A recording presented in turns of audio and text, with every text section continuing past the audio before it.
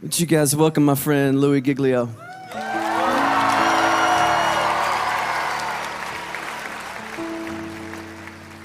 You guys can have a seat. Thank you so much.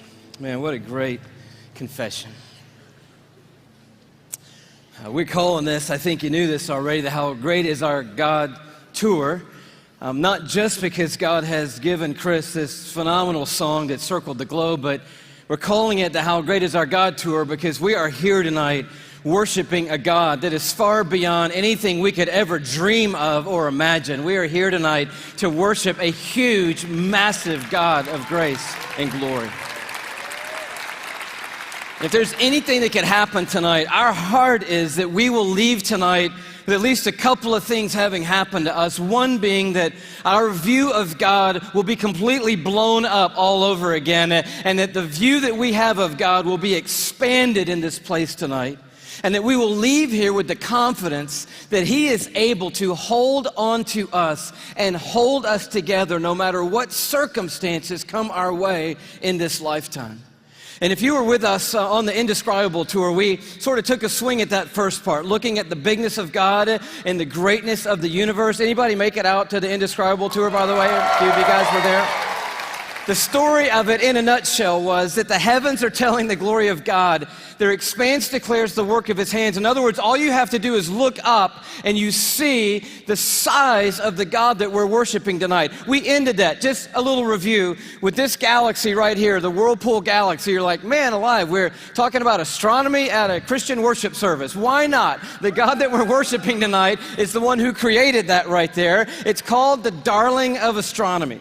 The reason why is it's sitting completely perpendicular to us on Earth, and when we look up at it, we get this beautiful view. But check this out. The Whirlpool Galaxy is 31 million light years away from where you're sitting right now. Okay, they got nothing in here tonight. 31 million light years away. That's just the first little thing we got to catch up with tonight. By the way, the story opens like this, in case you forgot. In the beginning, God created the heavens and the earth, and He said, "Let there be light," and there was light. And that was a phenomenal moment when that happened, because light came out of the mouth of God traveling 186,000 miles a second. That's how fast light is traveling through the universe. And so a light year, therefore, is how far light travels in 1 year, and I'll do the math for you. It's 5.88 trillion miles is a light year. So as we talked about before, when you start to get around in the neighborhood of God, the mile is not going to help you. The yardstick, the ruler, the tape measure, these things are of no value in the universe that God has made. We're using a ruler called a light year that's 5.88 trillion miles long. And if you'd like to go to the Whirlpool Galaxy, be my guest. All you have to do is multiply 31 million, that's how many light years it is away, by 5.88 trillion miles, and that's the distance that you've got to cover. Anybody with me so far? I'm wondering, are there any science lovers here tonight? Because we're going to have a little scientific content tonight, and I need to know if anybody's going to be with me so far. So you do the math, or you could look at it a different way. You just have to travel 186,000 miles a second for 31 million years, and voila, you will arrive at the Whirlpool Galaxy. Second thing that's pretty stunning, given that our God made that, is it contains 300 billion stars. In that one galaxy, 300 billion stars. And it is one of hundreds of billions of other galaxies in the known universe that God has made. And it just reminds us all over again tonight, man, this God that we're singing to tonight, He's enormous. He's bigger than anything we've ever dreamed of. He's bigger than our wildest imagination of Him. But we ended by looking inside that thing, and this is pretty stunning. Those of you who've seen it remember, but the Hubble Space Telescope is circling the Earth at 360 miles above the Earth, and it takes amazing images of these galaxies and other phenomenon of the cosmos, and it looked into that white core of the Whirlpool Galaxy, and lo and behold, there is a black hole in there. And we'd never seen it before until Hubble could take an image of it, and I found this on NASA's site, hubblesite.org. This is what Hubble sent back to us from 31 million light years away from the black hole core of the Whirlpool Galaxy. They send us back this image right here, and it's just crazy. It's crazy. It's the glory of God, the grandeur of God. It's the grace of God and the mercy of God everywhere we look. It's the imprint of God in all of creation, everywhere we turn. And tonight we just want to begin with the bigness of God, the grandeur of God all over again. We're going to do it by looking at 4 stars. Can you handle 4 stars tonight? The first one's easy because there's just one star in our solar system, and that star is called the sun. Thank you very much. Yes, it's our own star. There's an image of it for you, by the way. It's a little more fierce than we often think. It's 10,000 degrees Fahrenheit on the surface, but what I want you to see about it is how big it is. It's 93 million miles away, so when you're looking up in the sky, it's pretty good pace out there. By the way, light traveling 186,000 miles a second. It's only taken 8 minutes to cover that 93 million mile journey to touch your skin here in Atlanta, Georgia. But what I want you to see is the size of it. It's like 1,000,000 times the size of the earth, and that matters to us tonight when you hear what the psalmist said. Listen to his words. By the word of the Lord, this is Psalm 33, the heavens were made. In other words, God didn't lift a finger when he made the universe. By the word of the Lord, the heavens were made. But he goes on to say, their starry hosts by the breath of his mouth. So we're looking at something so intense that we don't want to get any closer than 93 million miles away, which is what we are right now. And then we read that God just breathes out stars. It's crazy to think about it. 1,000,000 times the size of the earth. So here's a little perspective that sort of changed my life. If the earth were the size of a golf ball, okay, the sun would be 15 feet in diameter. Okay, that didn't seem to move anybody either, so let me try it a different way. Let me just try it just a different way. I thought I might need this, so I brought a golf ball, okay? So all through the evening, this is going to represent Earth, all right? So this is where we are. I need everybody in the building to look as closely as you can and find yourself, okay? And when you found yourself, I want you to nod your head so that I know you've located you on the earth, okay? You nodding your head? Okay, you found yourself. If the earth were a golf ball, the sun would be 15 feet in diameter. That's not 15 feet in diameter. Can we blow that up just a hair and maybe give them 15 feet in diameter? So here's a little perspective for you, okay? Is this working for anybody? Here we are on the earth, and that's the sun. It's so big, you could put 960,000 Earths inside the sun. So if the earth were a golf ball and the sun were 15 feet in diameter, you could put 960,000 golf balls inside that 15-foot diameter sun. That's enough golf balls, by the way, because I know that seems like a big number, to fill a school bus with golf balls could fit inside the 15-foot in diameter sun. It's a massive star, and it's one of hundreds of billions of stars in the Milky Way galaxy, our cul-de-sac in the neighborhood called the cosmos that God has made. It's huge, and we're worshiping a star-breathing God tonight. But I want to tell you about the second star, okay? Because the second star absolutely wrecked my life. I heard about it when I was a high school student here in Atlanta. One of our youth leaders did a talk, and he mentioned this star. I didn't know how to talk to God for about 2 months after I heard about this star. It's called Betelgeuse or Betelgeuse. You can pick your pronunciation. I'm obviously going with Betelgeuse, and Betelgeuse is incredible. Here it is in the night sky. I know it doesn't look incredibly ferocious, but it's 427 light years away. So that's 427 times 5.88 trillion miles away from us right now. Draw it in a little closer with the Hubble Space Telescope, and you can start to get a little bit of the feeling of its intensity. But this is the crazy thing about Betelgeuse. Are you ready for this? Betelgeuse is twice the size. Are you ready? You think I'm going to say twice the size of the sun? Oh no, it's twice the size of the Earth's orbit around the sun, Betelgeuse is. It's crazy. If the earth were a golf ball, Betelgeuse would be the height of 6 Empire State Buildings on top of each other. Now, come on, have you seen the Empire State Building? I mean, maybe what you're going to need to do is gather the family, get a golf ball, get some plane tickets, and fly up to New York. And you're going to go into Midtown, you're going to take your golf ball and put it on the sidewalk outside the Empire State Building. Don't worry about people thinking you're crazy. They're not even going to notice you in New York. You're going to go across the street. You're going to look up at the Empire State Building and imagine 5 more Empire State Buildings on top of the Empire State Building. That's Betelgeuse, and that's the earth, and somewhere you're on it.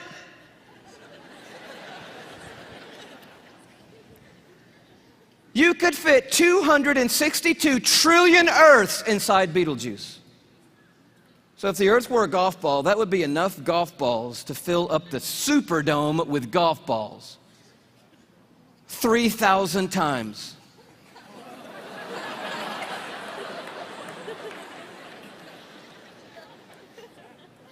When I heard that as a teenager, that stumped me right there. Because most of my praying had been advising God, correcting God, suggesting things to God, drawing diagrams for God, reviewing things with God, counseling God. The third star, can you go a little bit bigger with me? The third star is called Musifi.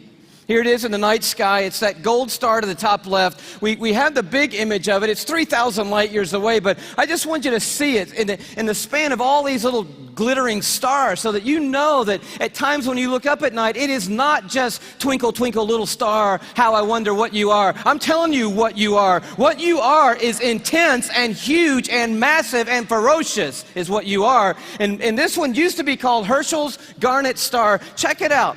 If the Earth were a golf ball, Musifi would be the width of 2 Golden Gate bridges end to end. Apparently, you're going to need to go from New York to the West Coast. Go to San Francisco with your family and your golf ball. Place your golf ball at the beginning of the Golden Gate Bridge. Go across the bay into Oakland to a high place where you can see the entire Golden Gate Bridge. Another second Golden Gate Bridge will be in your imagination. Span all the way back the 2 Golden Gate Bridges to the very beginning and find your golf ball over there. That's the Earth, and somewhere you're on it. One of the stars in the Milky Way galaxy. It's so big you could fit 2.7 quadrillion Earths inside this one star. Thank you so much. Where have you been all night? Now, quadrillion we have not talked about, and I need to explain this just briefly because I don't know about you, but I do not understand the national debt or any numbers bigger than about $875.28. I get that number. Go bigger than that, I don't know. But you need to understand a quadrillion, okay? Because this star is crazy big. A quadrillion, let's do it this way. Everybody knows a million, right? How many of you know what a million is? You can kind of get your head around a million. Everybody? All right. You know that a billion's 1,000 million, and a trillion is 1,000 billion, and a quadrillion is 1,000 trillion, right? Everybody knew that? Here's the perspective. This changed my life, right? A million seconds ago, 12 days ago. Isn't that cool? See, that saves you doing that on your little calculator at home, which I dare you to try to do when you get home tonight. But a billion seconds ago? You're thinking, oh my goodness, if it's 12 days ago, I'm going all the way back to like September with you, Louis. This must be crazy, right? How about May 1975 is a billion seconds ago? You're like, whoa, that's a little bit bigger than a million. Oh yeah. A trillion seconds ago, you're like, I'm on the 1800s. No. Christopher Columbus? No. 29,700 BC is a trillion seconds ago.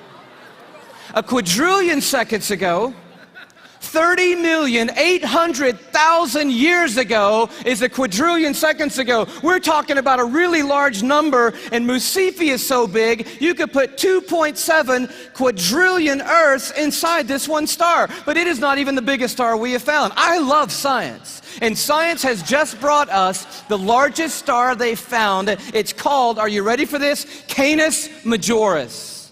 Now, I'm no linguist, but that's a cool name for the biggest star we've found so far. I think that means the big dog star, and that's exactly what it is. I bring it to you as a little bitty purple, glow just to the right of center there. But Canis Majoris, oh wow. If the Earth were a golf ball, Canis Majoris would be the height of Mount Everest.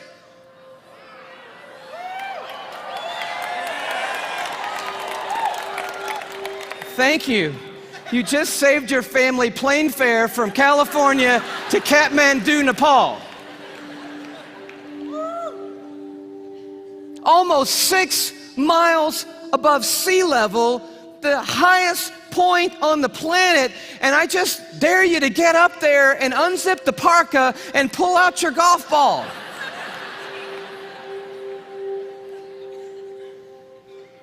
You could fit 7 quadrillion Earths inside Canis Majoris. That's enough Earths, if the Earth were a golf ball, to cover the entire state of Texas in golf balls, 22 inches deep. You see the one you're on?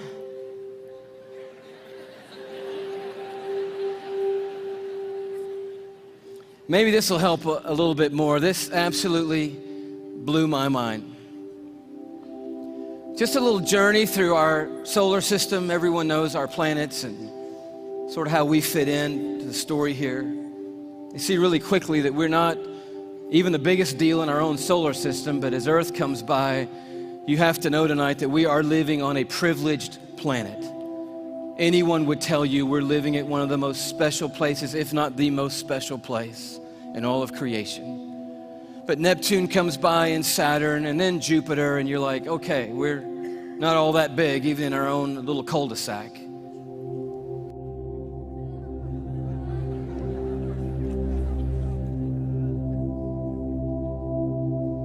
I just noticed the blue dot fading away is not the Earth. That's Neptune. The Earth has gotten too small to see anymore.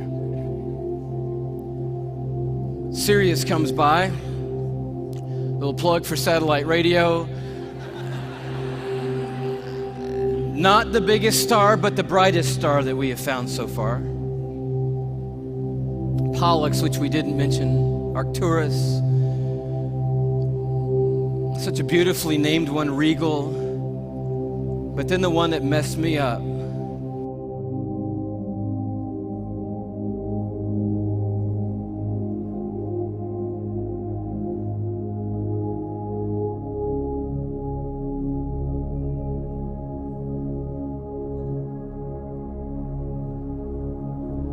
Our third star, Musifi. Musifi's cousin, W. Cephei.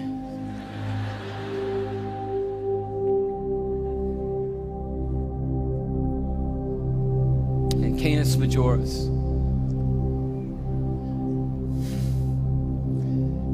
And do you know that you couldn't come up here right now with a Sharpie and make a mark on the screen that would approximate the size of our sun? You couldn't even do it. I mean, when you look at these in their relative size, we just have to put a little arrow over there that says, if you could put the sun on here, which you can't, it would go somewhere about here. And can you hang on that for me? And when you see this, I don't know what happens to you, but I'll tell you what happens to me. A shrinking feeling comes over me, and it's not a bad shrinking feeling, it's a good shrinking feeling. Because sin, it has a way of shrinking God down in our minds and puffing us up in our own estimation. But just a glance into the universe that God has made resizes everything in a heartbeat. And you realize tonight we are worshiping an unrivaled, uncontested God of all kind of might and power and glory and awe, there's none like him anywhere in all of creation tonight. We are not here worshiping some little teeny tiny God. We are the teeny tiny ones, you and me. We are small and weak and fragile and frail. We are, you and me tonight, one of 6.5 billion people on this little golf ball sized planet in this massive universe that God has made. But I'll tell you, the miracle of tonight is crazy, and crazier to me than the size of any star, is that though we are but a vapor, you and me, and tiny and frail, we are marked by majesty. And we have been created in the very image of the God who breathes out the stars and put the universe into place. You and I are fashioned and formed and ordained by the God of all creation. We are fearfully and wonderfully made, you and I. We are a miracle. You're a miracle sitting in the building tonight. If I could just remind you just for a moment, you are somebody incredibly special. Let me just dial back to the beginning, and I know you know this already, but in the very, very beginning, here's how you happened, okay? One cell from your mom found one cell from your dad. Now, there's more involved than that, but that's enough for us right now. And by the way, we should applaud the one cell from your dad, because that one cell did a pretty heroic thing to be the one cell in the story that we're talking about tonight. One cell from your mom met up with one cell from your dad, each one carrying 23 chromosomes. The one from your mom was carrying half of her DNA. The one from your dad was carrying half of his DNA. And those two cells met and merged into one single cell. And when they did, those chromosomes matched, and they began to form together a brand new DNA code. Using 4 characters, 4 nucleotides, they begin to write out what we have now discovered is the 3 billion character description of who you are, written in the language of God. They wrote out your DNA, your human genome of 3 billion characters made up of those 4 simple nucleotides. And when they did, they described who God had ordained you to be. In that one little simple cell. Scientists say if you took the DNA out of that one little cell and stretched it out, that DNA would be 6 feet long, 3 billion characters stretched out to 6 feet long. So amazing that if I were to read your DNA, reading 1 character per second, night and day, it would take me 96 years just to read the description of you. And when they formed together, they wrote out and painted a picture which had never been written before in the history of humankind. And then that cell did the unthinkable. It set out to build that model from one cell. I'm telling you, you are a miracle sitting in this building tonight. And you have come a long, long way. I mean, here you are. This may not be in the family photo album, but here you are at 3 days old. 16 cells of you. You say, what in the world is that? It's a 16-cell human embryo on the tip of a safety pin at incredible magnification. So by now, that one cell had turned into 16 cells on its way to making the 75 trillion cells that make up your body tonight. Every one of those 75 trillion cells containing that 6 feet of the 3 billion character DNA code that you. There's so much DNA in your body, by the way. If you stretched it all end to end, there'd be enough DNA to go to the moon and back inside your body. 178,000 times. That's how amazing God has made you to be. 75 trillion cells in your body. And when I told you that, 50,000 of those cells died and were replaced by brand new cells when I told you that. And then just now, 50,000 more cells died and were replaced by brand new cells. It's happening every 3 seconds, day and night, all the days of your existence. And you wonder why you're tired all the time. I'll tell you, you're doing some amazing stuff night and day. We're miracles, you and me. I love the way Augustine said it, one of the great fathers of the church and of the faith. He just nailed it when he said it like this. Men go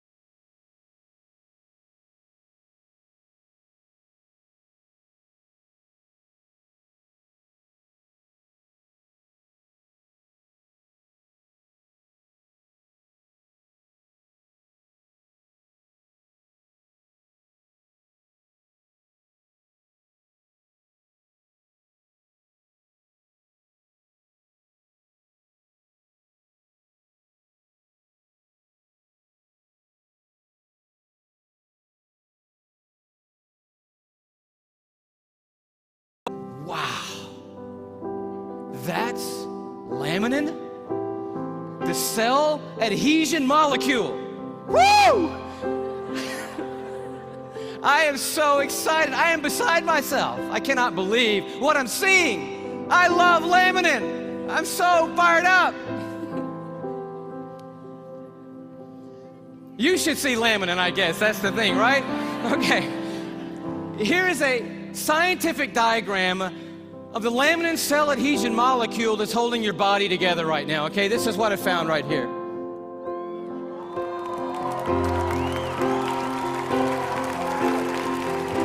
No, come on, that's crazy. That's just crazy. I just can't believe it. I emailed that guy back so fast, I'm like, wow, wow, wow, wow, wow, what in the world? He said, you want to see an actual laminin molecule?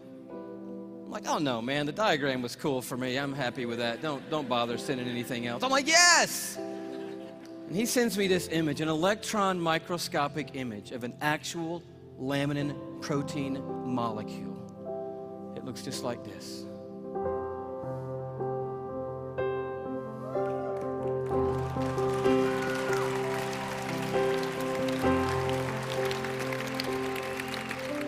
I'm like, how crazy is that? That the stuff that holds our bodies together, that's holding the lining of your organs together, holding your skin on, is in the perfect shape of the cross of our Lord Jesus Christ. And immediately I'm thinking about the words of Paul in Colossians 1. You know this beautiful passage where Paul's talking about the supremacy of Christ and the sufficiency of Christ. He says, for by him, talking about Jesus Christ, all things have been created, things in heaven and things on earth. All things were created by Jesus and for Jesus. But then the next verse goes on to say this. It's crazy. And he, Jesus, is before all things, and in him, that is in Jesus Christ, all things hold together. It's right there. I'm like, of course they do. Of course they do. Everything holds together in Jesus Christ. And he goes on at the end of this paragraph, and he just tells the story of grace. He says, for God was pleased to have all his fullness dwell in Christ, and through Christ to reconcile to himself all things by making peace through his blood shed on a cross. So you're at the toughest place in your life. How can you know that God is going to hold you together and bring you through? You know, because there is a cross standing over history, and it is looming over this building tonight. It is the place where the star breather became the sin bearer, where the universe maker became mankind's Savior. And it is proof that God doesn't always change the circumstances. He did not change them for Jesus on that hillside outside Jerusalem. But the cross is also proof that God always has a purpose in the circumstances, and that his purpose and his plan will prevail and will triumph through any circumstances in this world.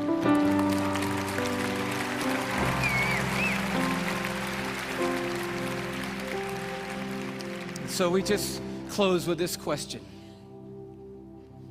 It's found right in the middle of an interesting chapter in Isaiah 40 where it just talks about the expanse of God. He stretches out the heavens like a curtain, like a tent to dwell in. He leads forth the starry host one by one and calls them each by name. But then it takes a turn.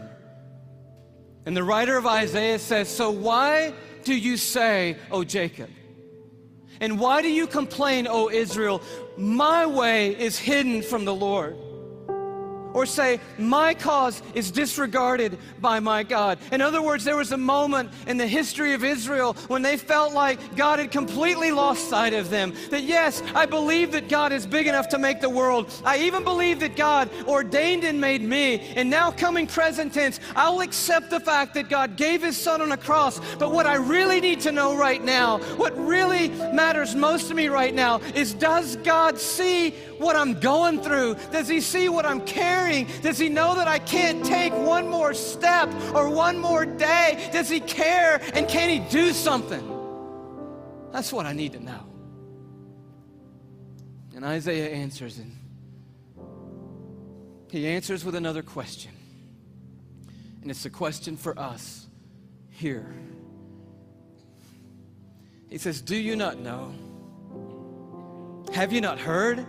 The Lord is the everlasting God, the creator of the ends of the earth. He will not grow tired or weary, and His understanding no one can fathom. He's huge. He is a star breather. He's big.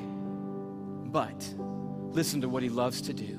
That God, that creator of the ends of the earth, that I do not grow tired or weary, that my understanding's too great for you, that God, here's what He does. He gives strength to the weary, and He increases the power of the weak. For even the youths will grow tired and weary, and young men will stumble and fall. But those who hope in the Lord, another translation, those who wait upon the Lord. The Hebrew word simply means this. When it says hope and wait, it means but those who stand right in the midst of the craziness, right in the midst of the pain, right in the midst of the chaos, right in the valley of the shadow of death, and they don't gloss over it. They're dealing with the hardest stuff in life, but standing in the middle of it, they say, you know what? I don't see what God's doing. I don't understand what the plan is, but I'll tell you one thing. I am not going to give up on God, and I'm going to stand right here in the middle of this moment, and I'm going to trust that God is sitting on a throne, that He has a purpose for my life and a plan for my life. And I believe I'm going to see the goodness of God in the land of the living, and I'm not going to stop believing that no matter what. That's what the word means, to wait and to hope on the Lord. And He said, and here's the promise. You're going to wake up to rosy circumstances. No. Oh, He can do that, and He does do that. But the promise is greater than that. He said, those who wait upon the Lord, here's what I promise. I will renew your strength. And when you think you can't take one more breath, I'll give you enough to keep going on. And enough to keep going on. And enough to keep going on. And to keep going, and to keep going, and to keep going. You keep hoping, and I'll keep causing strength to rise when you hope. And you'll keep going, and you will feel like you have been swept up on the wings of eagles, and you will run and not get weary, and walk through it all and not faint. He said, I will hold you. Even when you let go of me, I'm not going to let go of you. Do you know there are millions and millions and millions of microscopic crosses holding you together right now? And one giant, glorious cross of Jesus Christ that's holding every one of us that's trusted in Him onto the Heavenly Father, and holding the Heavenly Father onto us, and it's going to keep holding us onto Him, that cross, forever and ever and ever and ever. We will never not be carried by the strong hand of a universe-making God, and He will bring us through. That is the promise of the everlasting God. Amen. God bless you. Bless you.